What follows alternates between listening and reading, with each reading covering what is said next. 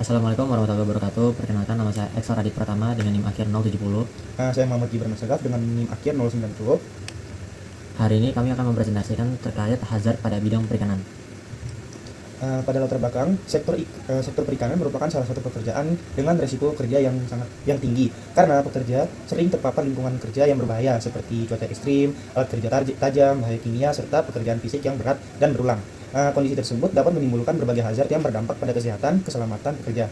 Oleh karena itu, perlu analisis hazard untuk mengidentifikasi potensi bahaya, menentukan tingkat resiko, serta memberikan solusi pencegahan agar keselamatan dan kesehatan kerja pada sektor perikanan dapat ditingkatkan. Nah, berikut adalah identifikasi masalah tersebut. Pada jurnal pertama, masalah utamanya itu ialah nelayan menghadapi hazard saat menangkap ikan di sungai dan juga waduk. Lalu dampaknya itu seperti luka, patah tulang, dehidrasi, sunburn kayak seperti sinar matahari, lalu gigitan hewan, nyeri punggung ataupun bahu, stres, kecemasan, kelelahan, serta kerusakan perahu dan juga jaring. Nah, pada jurnal kedua, masalah utamanya ialah pekerja terpapar hazard saat memilah, memotong, mengolah, mengangkut, dan juga menjual ikan. Nah, dampak utamanya ialah cedera, penyakit kulit, gangguan otot ataupun tulang, gangguan mata, gangguan pernafasan, dan juga minimnya APD atau P3K. Di sini ada pemetaan hazardnya. Pada jurnal 1 itu ada beberapa aktivitas seperti penangkapan ikan, yaitu dengan menarik jaring atau bekerja di atas perahu. Dengan resikonya itu seperti cedera akibat salah alat tangkap atau terpeleset dan juga risiko tenggelam. Ada juga seperti terpapar cuaca yang mengakibatkan paparan cuaca ekstrim menyebabkan heat stress dan dehidrasi. Mengangkat ikan atau alat itu menyebabkan nyeri otot, punggung, dan gangguan muskuloskeletal. Dan kontak dengan air itu dapat menyebabkan juga risiko infeksi dari air tercemar dan gigitan hewan air. Dan jam kerja yang panjang dapat menyebabkan stres, kelelahan kerja, dan gangguan mental.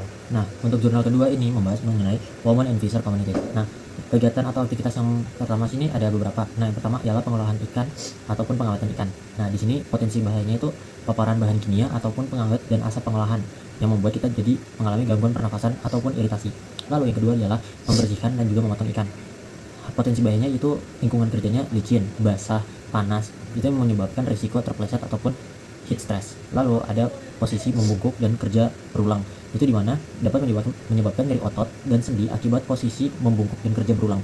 Lalu ada paparan limbah ikan dan area kerja lembah, seperti menyebabkan potensi bahayanya ialah infeksi kulit dan penyakit akibat kontak dengan ikan mentah dan juga limbah. Lalu yang terakhir ialah beban kerja tinggi dan juga tekanan ekonomi, yang mana itu membuat stres mental, kelelahan, tekanan dan juga tekanan ekonomi. Lalu ada kategori hazard untuk jurnal yang pertama, itu kategori A, seperti gangguan otot dan nyeri punggung akibat kerja berulang, infeksi akibat air tercemar dan juga hewan air, paparan cuaca ekstrim yang berdampak pada kesehatan. Lalu yang kedua itu kategori B, seperti terpeleset di perahu, risiko tenggelam, dan juga cedera akibat alat tangkap ikan.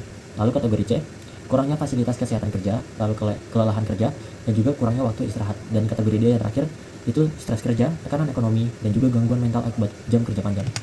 Lalu untuk yang kategori di jurnal 2 itu, pada kategori A itu ada seperti gangguan pernapasan akibat bahan kimia, nyeri otot dan gangguan muskuloskeletal, infeksi kulit akibat limbah dan ikan mentah. Untuk kategori B ada risiko terpeleset di area kerja, cedera saat pengolahan ikan, dan paparan panas berlebih. Dan kategori C, lingkungan kerja panas dan lembab, ventilasi kerja buruk, kurangnya sanitasi area kerja. Dan untuk kategori D, stres mental, tekanan ekonomi, dan beban kerja tinggi. Nah, di sini untuk jurnal pertama ada terdapat hazard atau kategori bahaya terpeleset, tenggelam, cedera, dan juga alat tangkap. Itu kode label bahayanya tuh oranye atau orange, yang dimana itu level 3. Untuk alasannya termasuk physical hazard karena menyebabkan cedera langsung. Maksud saya oranye level 1.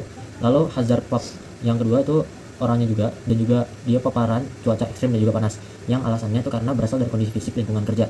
Yang ketiga itu merupakan nyeri otot dan juga gangguan ergonomi, yang termana itu masuk ke dalam kode label 2, yang dimana itu alasan termasuk ergonomic hazard karena dia masuk ke dalam hazard yang lain.